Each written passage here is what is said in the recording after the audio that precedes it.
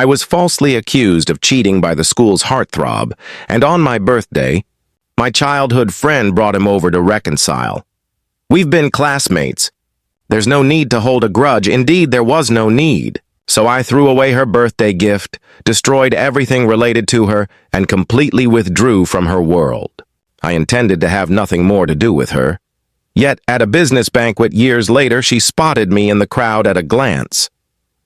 In front of everyone, my childhood friend, who was always surrounded by admiration, had tears in her eyes. Was it fun? You've been avoiding me for 7 whole years. Chapter 1. During the break, the classroom entrance was crowded with people craning their necks to look inside. In just one break, the news that Santiago from Class 3 had falsely accused a classmate of cheating had spread throughout the entire school. Santiago stood by the desk with a stern expression. The desk itself kicked into a skewed position. Many people surrounded him with comfort, but their gazes kept shifting to me. I was the classmate who had been falsely accused. Santiago is the class president. Maybe he misjudged the situation in the interest of order. Everyone makes mistakes. It's just a misunderstanding, not something unforgivable, right? As soon as those words were spoken, many others nodded in agreement, turning to look at me. They were all waiting for me to step up and comfort Santiago. Meeting their expectant gazes, my heart sank.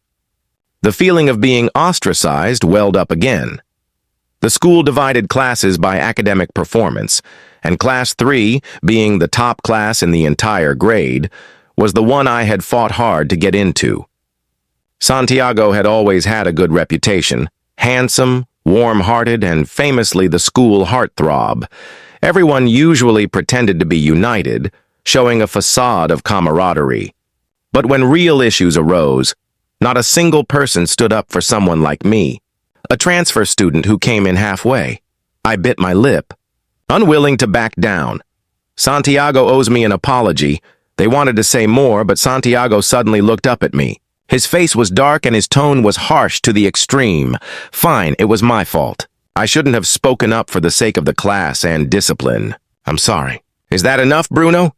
His attitude was filled with extreme reluctance. Before I could respond, he suddenly stood up and walked out of the classroom. Then, a burst of exclamations came from outside. Sensing something was wrong, I followed him out of the classroom and saw Santiago surrounded by a group of people. He was bent over, holding his ankle, beads of sweat forming on his forehead, his face pale. Voices filled my ears. Santiago's parents just had a car accident, and he's been emotionally unstable. Does he really need to be pushed this far? I can't believe it. Is an apology really that important? The area around me cleared out, and I stood there in confusion. I looked up and met the gaze of Giulietta, who had just come out of the office. Giulietta had beautiful eyes, usually cold when looking at others, but with me, there was always a touch of warmth. But now, those eyes were filled with obvious reproach. In an instant, I understood. Giulietta was blaming me too. Chapter 2. Santiago momentarily lost his footing and stumbled on the stairs. Giulietta immediately helped him to the infirmary. With his arm resting on Giulietta's shoulder, Santiago coldly met my gaze, his expression filled with mockery. It was indeed mockery. In that instant, it felt as though he had seen right through me. Santiago had seen through my unspoken feelings for Giulietta. I was utterly convinced that the accusation was intentional. After returning from the infirmary, Giulietta came to find me. The evening breeze tousled the ends of her hair as she leaned on the railing, turning her head to look at me. Is it really that important to you? Just a single word. Her tone was as usual. Nothing seemed different. But I could sense it. She was blaming me just like everyone else. A lump formed in my throat, rendering me speechless. After a long pause, I lowered my eyes to meet hers, forcing a bitter smile. I don't understand. How did his act of playing the victim turn me into the one who did something wrong? Giulietta looked at me, stunned for a second. Perhaps my bitter smile was too much to bear, as the tension in her expression eased. What act? He really hurt his ankle. And besides, I never said you were wrong. Giulietta averted her gaze. I just think there's no need to make a big deal out of it. The school bell rang urgently. each chime sinking my heart further and further. I stood still, quietly watching Giulietta, and an inexplicable feeling of betrayal washed over me. Was it really about not making a big deal, or was it something else? Chapter 3. By the time school ended, Giulietta was gone. Santiago's seat was also empty. Someone told me that Giulietta had something to do and asked me to head home on my own. I nodded and replied with an "oh," feeling a mix of emotions I couldn't quite name. On the way home, groups of people walked together, laughing and chatting. I rode my bike with my head down, and for some reason, memories started flooding back. In our old neighborhood, Giulietta's name was well known. Everyone knew that although Giulietta had a cold temperament, she was fiercely protective. Whenever I got into an argument with someone, Giulietta would always be the first to rush to my side, without even knowing the details. I lost my parents at a young age and was raised by my grandmother in that old neighborhood. Giulietta often followed me around, calling me Big Brother this and Big Brother that. But gradually, she awkwardly started avoiding those terms. She began calling me by my full name, Bruno Lou. I would lazily look at her as I carried her school bag. "Your wings have hardened, and now you dare to call me by my name?" It was as if she had been caught. She would lower her head and mumble, "What, big brother? You're only a few days older than me." As if deliberately defying me, she puffed up her cheeks and shouted at me, "I'll just call you Bruno! Bruno! Bruno! Bruno!" Giulietta thought I would scold her like I used to, so she turned and ran away quickly. But I didn't. I stood there for a long while, resigned, and said, all right. I can't control you anymore." Then I chuckled softly. Just as well. I never liked being called Big Brother. By the time I came back to my senses, the sky had already turned dark. The distance between school and home wasn't far, but during that walk, I must have turned around 108 times like a spinning top. On the dimly lit path, there was never a familiar figure in sight. Chapter 4. The next day, Giulietta waited for me to walk to school together as usual. It seemed like nothing had changed, but on the way, I couldn't help but casually ask Giulietta why she came back so late yesterday. Giulietta nonchalantly explained that something had come up. She didn't give a reason, but I quickly found out why. As soon as I entered the classroom, I saw Santiago look up and smile at Giulietta. "Good morning, Giulietta. By the way, thanks for walking me home yesterday." I froze in place, slowly looking up at Santiago. He had a handsome smile, but I had never found a smile so irritating. I had heard about it even before I transferred to Class 3. Santiago and Giulietta were quite close. I wanted to act like I didn't care, but I couldn't fool myself. I cared a lot, so the something Giulietta mentioned turned out to be walking Santiago home. I pressed my lips together, feeling a sudden surge of anger. I didn't speak to Giulietta for the entire day. During a break, Santiago suddenly approached me and placed a cup of water on my desk. I turned my head, but before I could react, there was a shattering sound. Suddenly, Santiago's voice echoed through the classroom. A lot of people turned to look, and the room instantly fell into an awkward silence. Santiago's face darkened, and he stared at the broken cup on the floor in disbelief, his voice full of irritation. "I just wanted to apologize for the other day." Man, the cup had shattered into pieces, water splashing everywhere. Santiago took a deep breath and turned to me helplessly. Let's just say I didn't hold it properly. But the more he explained, the more attention fell on me. I was all too familiar with the meaning behind those looks. I looked at Santiago, and it suddenly all made sense. It was the same old trick. I hated being falsely accused more than anything. In the brief pause as Santiago feigned helplessness, I suddenly grabbed him and started heading toward the teacher's office. "Stop pretending. I didn't even touch the cup. Let's go check the security footage." Santiago froze for a second, his face turning pale. He refused to go. It caused quite a scene. After a few steps, someone suddenly stopped me. "That's enough." I frowned and looked down, only to see Giulietta's face. It felt like a bucket of ice water had been poured over me. I was chilled to the bone. Giulietta hadn't spoken to me all day.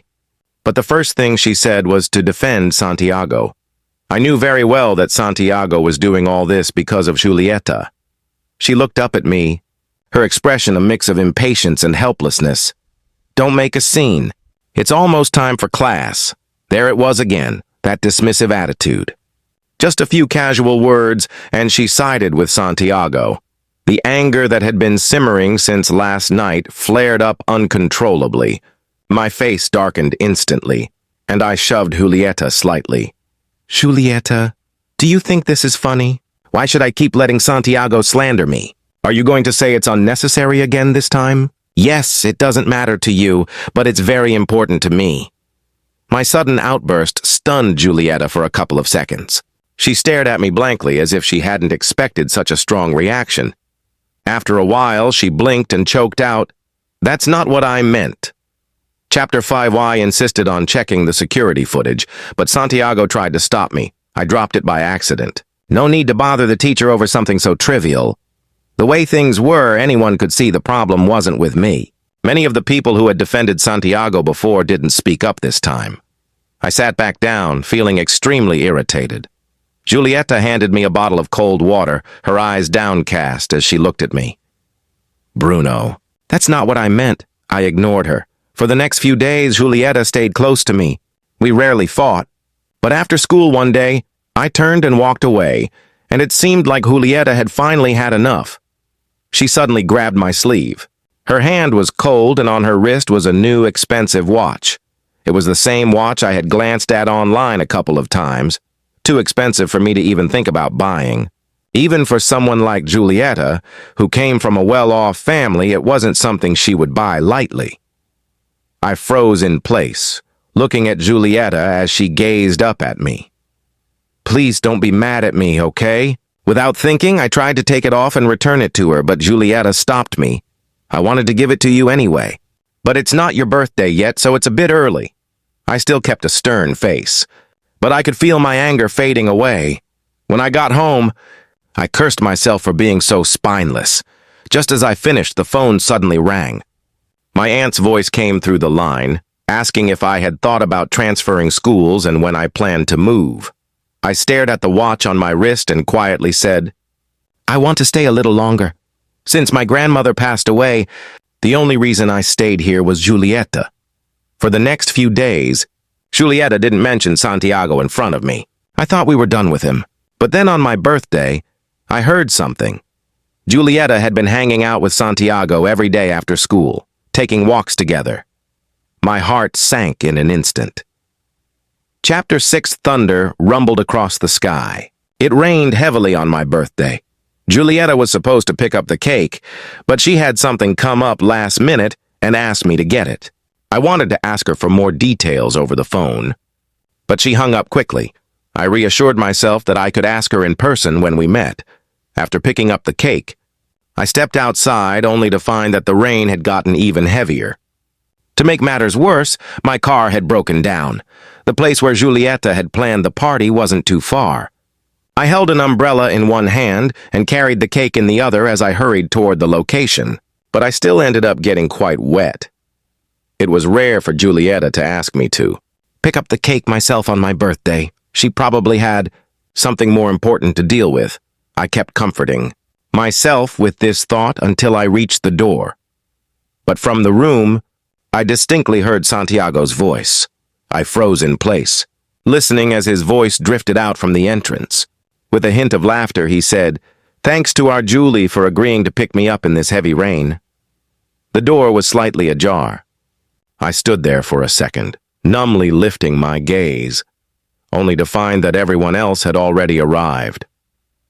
There were even some unfamiliar faces present. In the crowd, I saw the one person I least wanted to see. It wasn't my imagination. Santiago was really there. Someone must have noticed me because a voice called out, and suddenly all eyes were on me. My disheveled appearance was laid bare for everyone to see, and for a moment the room fell into an awkward silence. Santiago turned to look as well. Standing calmly beside Julieta, his clothes were clean and neat, in stark contrast to me. Water dripped from my sleeves. I stood there soaked, holding the cake in front of everyone. I felt like a clown with nowhere to hide. I had never felt so humiliated before. Anger churned inside me as I looked at Julieta, gritting my teeth. I asked her, "Why is Santiago here?" Julieta hadn't expected me to be in such a state, and her face changed immediately. I felt my fury trapped in my chest, ready to explode with a single word. I stared at Julieta without moving, repeating my question. "Why is Santiago here? Have you been with him all these days? Did you come here with him today too?" Santiago had arrived perfectly dry. And on my birthday, I was the laughingstock, drenched and humiliated in front of everyone. Julieta knew how much I disliked Santiago. I had said it more than once. I didn't want to see Santiago anymore. Why did it have to be today? Why did it have to be when I was at my lowest? Julieta stood there stunned. She hurriedly tried to explain. "Santiago said he wanted to formally apologize to you today, and he invited a lot of people to witness it. He even prepared a birthday gift, so I thought..." Julieta suddenly grabbed my wrist tightly. "I wanted to clear up the misunderstanding today. Santiago is really a good guy. There's no need to hold a grudge, no need." There it was again, no need. Indeed, there was no need. I looked at Julieta silently, prying her fingers off my wrist. Then I removed the watch from my wrist and tossed it to her. This time I didn't press her with questions or say anything at all. Something I had held on to for so long suddenly didn't seem worth it anymore. The day I left, I didn't tell Julieta. It was just an ordinary afternoon when I put a definitive end to things with her. Chapter 7. My aunt helped me with the transfer paperwork. She mentioned that when my name was brought up, a girl suddenly rushed out of class, choking back tears. She repeatedly asked where I had transferred to. My aunt asked me if she was a good friend. I shook my head and smiled. Not anymore. My aunt didn't tell Julieta. Julieta wouldn't be able to find me. Chapter 8. "Bruno, how can you be so relaxed? Aren't you nervous? The boss said that tonight's banquet is going to be packed with all the big names in the industry." My colleague David's voice snapped me back to reality. The banquet hall before me was lively, brilliantly lit, and incredibly luxurious. 7 years had passed since I transferred schools. After transferring, I threw myself completely into my studies with no distractions. I exceeded expectations in the college entrance exams. After graduating from university, I smoothly entered this company. Snapping out of my thoughts, I paused for a second. "Don't worry. There's nothing for small fry like us to stress over. You're calling yourself a small fry? You climbed to a position in 3 years that most people can't reach in 10. Just as he finished speaking, a sudden commotion arose at the front of the hall. In the midst of it, I seemed to catch a few mentions of Miss Liu. David swallowed nervously beside me. Miss Liu? She's a rich heiress. Not only is her family wealthy, but she's also running her own company successfully. And she's here. I slowly furrowed my brows. Something clicked in my mind. I looked up. All I could see was a beautiful figure surrounded by people. The simple yet elegant custom-made dress she wore was clearly expensive at a glance. That profile was overwhelmingly familiar. "Bruno." A voice shattered all my thoughts. There were many people around her, trying to engage in conversation, but her gaze pierced through the crowd, locking on to me. In front of everyone, she even started walking toward me, step by step. Was it fun? Julieta stared at me, her eyes red, avoiding me for these entire 7 years. Chapter 9. The hall went silent, almost every gaze fixed on me. Whispers rippled through the room as people sized me up, all trying to figure out how someone like me, a small-time employee, could possibly be connected to Julieta. I looked down helplessly and met her gaze. She had changed over the years, yet somehow hadn't changed at all. Gone was the youthful innocence. After years of navigating society, she now carried an aura that made her hard to approach. The Julieta of today was someone people would go out of their way to flatter. I took a step back, widening the distance between us, quietly observing her. After all these years, my feelings hadn't changed from that day 7 years ago. There really wasn't much I wanted to say. Perhaps my retreat was too obvious, because Julieta froze suddenly. She looked at me, her voice trembling.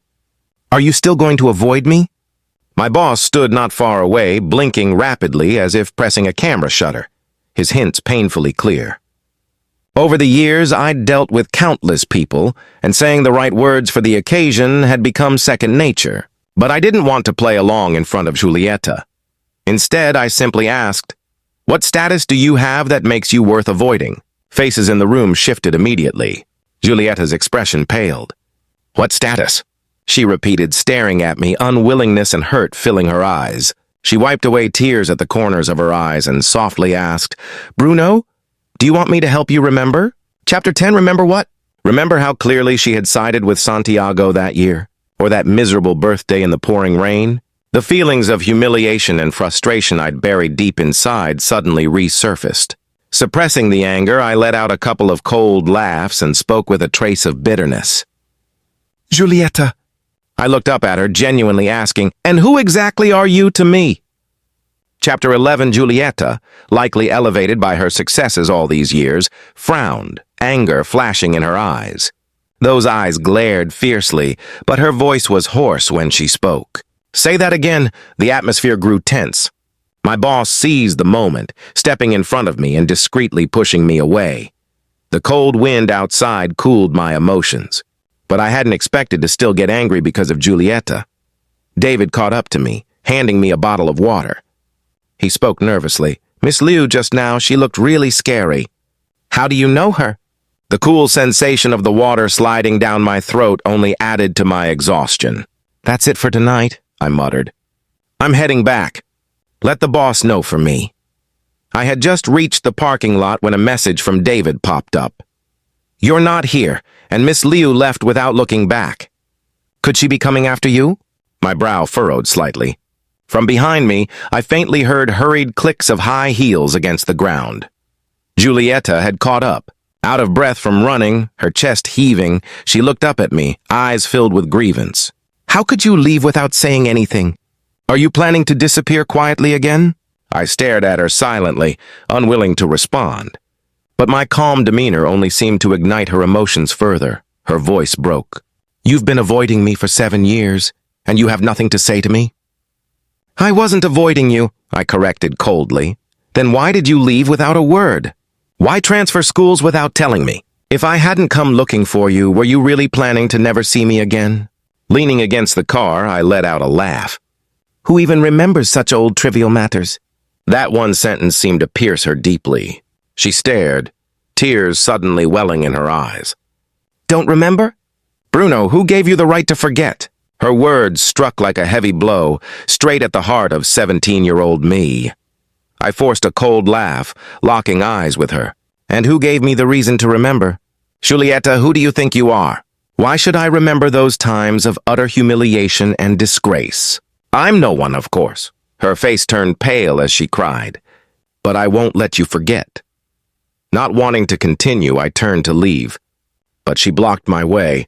I thought I could control my emotions. But seeing Giulietta in such a self-righteous state made me burst out laughing bitterly. She looked up at me, stubborn, hurt. "Do you know how long I've been searching for you? Do you know how happy I was to see you today?" She didn't finish. A loud crashing sound echoed across the quiet parking lot. I turned. Santiago stood in the distance, something shattered on the ground at his feet. He was frozen, still holding Giulietta's coat, staring straight at us. Chapter 12 Santiago had been by Giulietta's side all these years. They went to the same university. After graduation, he joined her company. This time, Giulietta hadn't brought him. He'd come on his own, planning to surprise her. He stared at her, his face dark with anger. His expression reminded me of the Santiago from years ago. I looked back at Giulietta and let out a sarcastic laugh. The irony was too obvious. Giulietta's face turned completely white. Santiago approached, eyes filled with irritation and disdain, forcing a smile as he greeted me. "Long time no see, Bruno. You left school without saying a word back then." So I couldn't properly apologize, as he spoke. He naturally hooked his arm around Giulietta, clearly staking his claim, just like before. Santiago hadn't changed at all, but this time, before I could respond, Giulietta suddenly pulled her arm away. She looked at him, her voice soft but firm. Santiago, didn't I tell you? If you want to stay in the company, stop saying things you shouldn't. At her words, his face turned ashen. Still, he reached for her wrist. Julie, are you still mad about last time? I won't do it again. Let's not make a scene, okay? We'll talk when we get back. He was terrified Julieta might say something in front of me, but she distanced herself, then turned to me and explained. Something happened years ago and Santiago saved my family. My mother arranged for him to join the company. Enough! Santiago suddenly interrupted, his voice low and strained. Don't treat me like this. Let's go back, all right? Julieta ignored him and finished. I and Santiago were never in a relationship. Chapter 13, her explanation and Santiago's strained voice swirled in my mind. The chaotic reunion was giving me a headache. They said a lot, but none of it really stuck. All I remember is that when the headache grew worse and I tried to leave, Julieta grabbed my wrist tightly. She said she had never forgotten me, not for a single day all these years. Then she asked again, what could she do to earn my forgiveness? It was strange. Back then, she was the one I thought didn't care. How had she become so deeply invested? 7 years later, I couldn't figure it out, and I didn't want to. I pried her hand away and silently mouthed 3 words in front of her. Stop pretending.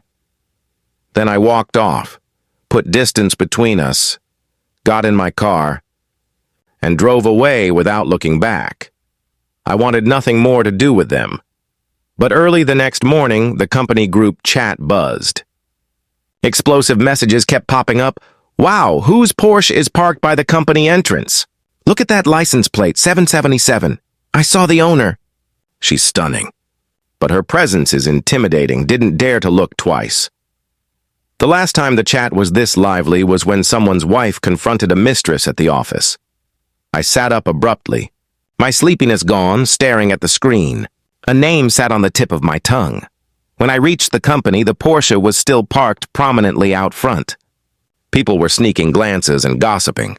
The owner didn't mind the attention. She leaned against the car, head bowed in thought. That familiar profile was unmistakable, Julieta. As if sensing me, she looked up sharply, staring quietly, expressionless.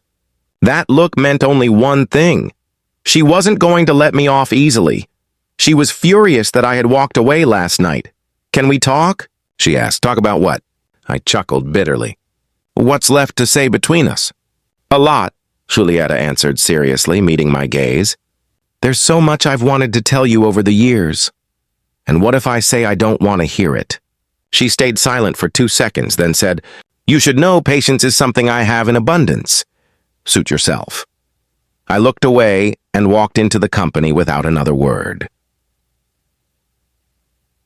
Chapter 14. Julieta stayed downstairs the entire time. David and the new female intern kept glancing out the window. Isn't that Miss Liu? Has she gone crazy? She's not even leaving in the rain. The intern, Camilla, leaned over sweetly. Is she really here for Bruno? He must have done something to make her mad. David sipped his coffee. And you'd know? Camilla replied knowingly. Of course. Bruno has such a good temper, he rarely refuses anyone. Women can be so wicked. David gave her a strange look. Aren't you a woman? How could I count? Camilla exclaimed. I would never make Bruno mad. I only feel sorry for him. I glanced outside. The rain was falling steadily now, cold and biting in the late autumn. Julieta stood under an umbrella, her eyes fixed on the building. She was alone. I couldn't see her expression clearly, but I could easily imagine it. Cold, indifferent, and stubborn. It was the same look she used to have whenever she tried to cheer me up after making me upset. Once she set her mind on something, almost no one could change it. And after all these years, Julieta seemed even more persistent than before.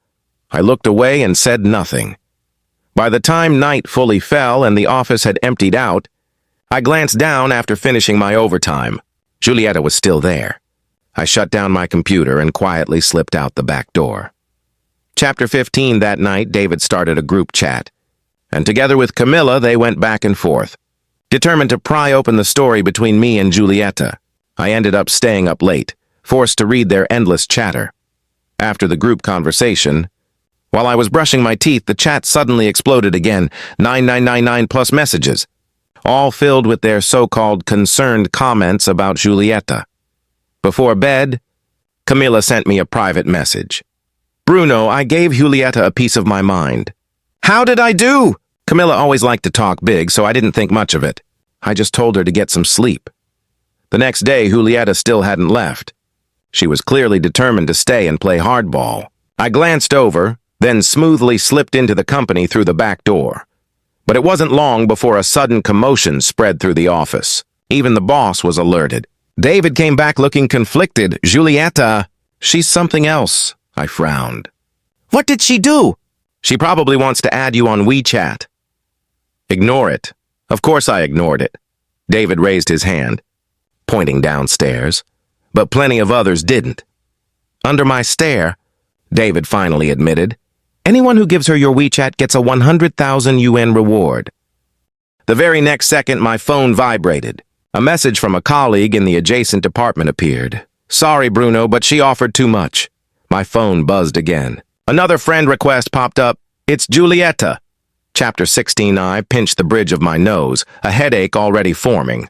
Before I could process the situation, another burst of commotion swept through the company. It felt like we had used up 3 years' worth of gasps and exclamations. In just a few days, a flashy sports car had just provocatively parked in front of Giulietta's Porsche. And of course, gossip always draws a crowd. A bunch of people were leaning out of the windows watching.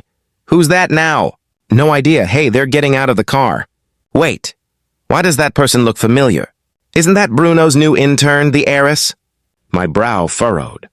I looked more closely, and sure enough, it was Camilla. She stepped out of the car, slipped off her sunglasses, gave Giulietta a once-over, then sneered and flipped her the middle finger.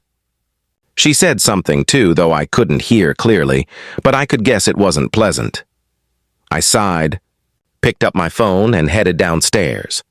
Chapter 17, by the time I got down, the two of them were already going at it.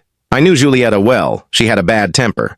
And after years of living in luxury, there was no way she would tolerate some university student provoking her. Camilla already had a large bruise and cut on the corner of her mouth. She gently wiped it, lowered her eyes, and spoke in a sweet tone. Bruno, I'm fine. Even if she hit me first, I fought back.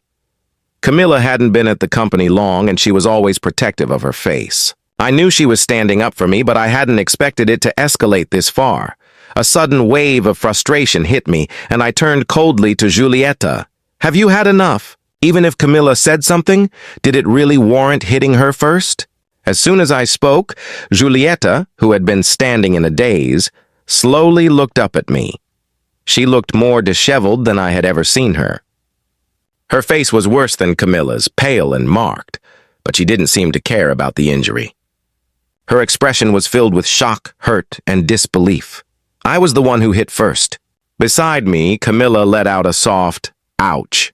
She tugged at my sleeve, her tone gentle. Don't be mad, Bruno. It's just a little cut. It'll heal in a few days. It doesn't hurt. Let's head back to the company. I turned to leave, but Giulietta suddenly grabbed my wrist. Tears streamed down her stubborn face. So you're just going to take her word for it without even asking me and assume I hit her first? I shook her hand off. If you want to talk, we can do it after work. Camilla turned around and smirked at Giulietta. Chapter 18, Giulietta stayed until the workday ended. She stood there with her bruised face, refusing treatment, stubbornly waiting until evening. I left with Camilla. Giulietta walked over, about to speak, but Camilla suddenly let out another soft, ouch. She reached her hand out to me. Bruno, my hand hurts. I don't think I can drive. Seeing her hand, Giulietta suddenly felt her own face sting. Realization flickered across her expression as she stepped forward. You promised we would talk. Camilla lowered her eyes. I can manage the pain. If you have something to do, it's okay. You don't need to take me home. I looked at Camilla. I'll take you home first. Giulietta froze in place, staring at me in shock. The light in her eyes dimmed bit by bit. On the way, Camilla confessed. Bruno, it was actually me who hit first. She treated you that way before. Now it's her turn to know what it feels like not to be trusted. I understand, I told her, but don't use this method again. It's a shame to hurt that face. Camilla paused, then smiled, her eyes curving. All right. By the time I returned, the sky was already dark. Giulietta was still there, standing in the dim light, all alone. For some reason, seeing her like that reminded me of a deserted animal. But Giulietta was never mine to begin with. I looked at her. After all this, let's clear the air. Say whatever you need to say. It wasn't me who hit first today. Giulietta was silent for a moment before blurting it out. I hadn't expected her to still be hung up on this. That doesn't matter. Get to the point. It does matter, Giulietta insisted, staring at me stubbornly. Bruno, you never used to be so biased. Her words, used to be, hung in the air. It felt like a lifetime ago. People change over time. Besides, now to me, Camilla isn't someone else. You are. The night was cold. Giulietta stood there repeating my words softly as if tasting them. Someone else? She lowered her eyes and forced a smile. When she spoke again, her voice was choked. A few days before your birthday after school, I was with Santiago because he kept asking me to help him apologize to you. I knew you didn't like seeing him, so I didn't tell you. On your birthday, Santiago said he had already bought a gift and invited people. He just wanted to apologize sincerely. So I helped him. All these years. I never had anything to do with Santiago. When she finished, Giulietta looked up. Her eyes met mine, reflecting my image. She quietly waited for my response. Okay, I understand, I said, tightening my coat. Is that all? Then let's go home, it's cold. Giulietta's eyes welled with tears. So you left without a word all this time, and you have nothing to say to me? Chapter 19, it was ironic, really. The very issues Giulietta spoke of. I had thought about them countless times late at night after transferring school. Bruno, after you transferred, I searched for you for so long. That day I didn't expect the rain to be so heavy. All these years I kept thinking, if only I hadn't made you pick up the cake, if only I hadn't agreed to Santiago's request. But you left so quickly without giving me a chance to explain, I asked in return. Was it me who didn't give you a chance, Giulietta? Time and again, when did you not side with Santiago? Yes, they were small things, but Giulietta, you've always been smart. Could you really not tell if Santiago was lying or not? I'm sorry. It won't happen again. Giulietta's voice broke. Please don't avoid me anymore. That year I searched for you in so many cities, but I could never find you. The chilly wind seeped into my chest, cold and damp. I had never imagined that someone as proud as Giulietta could cry so miserably. She always liked to follow me, knowing that no matter what trouble she caused, I could fix it for her. Back then, I never thought there would be a day when we would part ways, but reality taught me that relying too much on someone would eventually lead to a hard fall, and I had fallen. It hurt. A lot. It took me years to move on. I gently pushed Giulietta away and whispered, This is the end, Giulietta. Don't come looking for me anymore. Her eyes turned red, her face pale. Her voice so dry and strained she could barely speak. I turned and started walking away. Thought for 15s. I heard a faint, soft voice behind me. It was filled with pain and sorrow. She said, I can't. Chapter 20, after that, the Porsche no longer appeared near the company. But every morning a florist would show up at the office to deliver flowers. Mr. Liu, these flowers were freshly picked.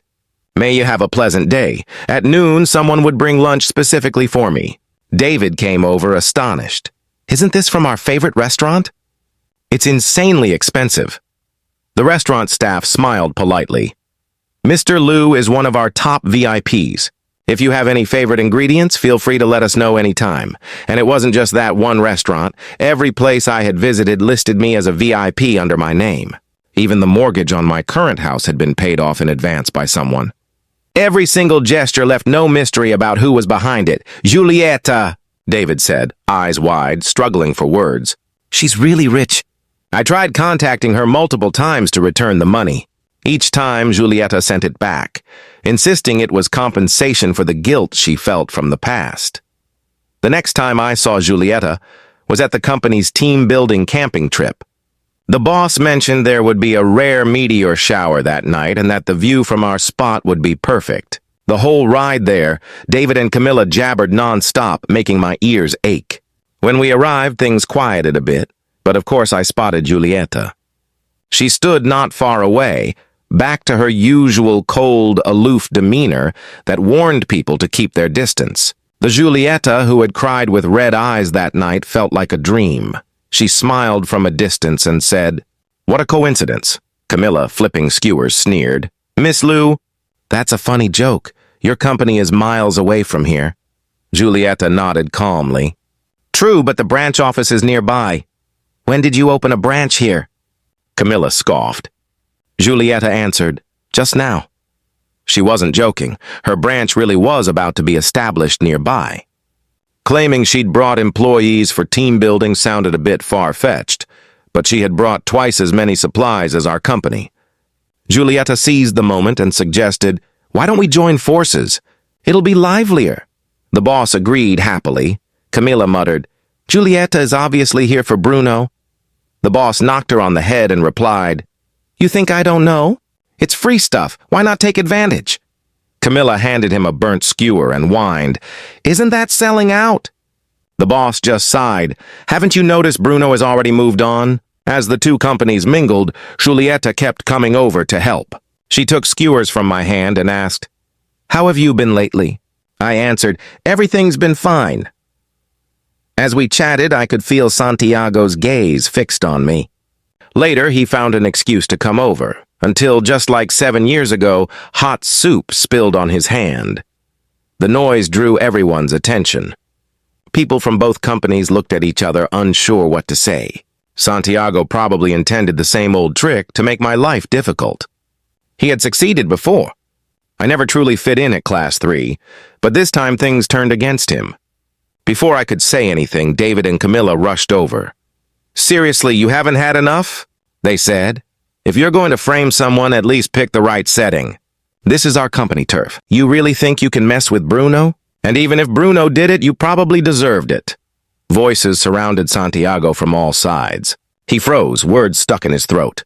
His face darkened and he glanced toward his own company. Giulietta stepped in front of him and said, ice cold, "Santiago, when we get back to the office, submit your resignation and move to another city." No one spoke up for Santiago. All the color drained from his face. I grabbed a nearby bottle of cold water and poured it over his head. With a loud splash, the water soaked him. He shivered violently and looked up at me in disbelief. I smiled and told him, "This time it really was me. You've been dying for me to pour something on you, so how could I not oblige?" Chapter 21. After a day of cold winds, we still didn't get to see the meteor shower. When Giulietta went to fetch a scarf, the darkness around us was thick and she missed a step, twisting her ankle. She sat on the ground, face pale. By the time I realized what had happened, Giulietta had already grabbed my wrist. The mountain path was too rough for cars. Her voice trembled with pain. "It hurts so much. Please help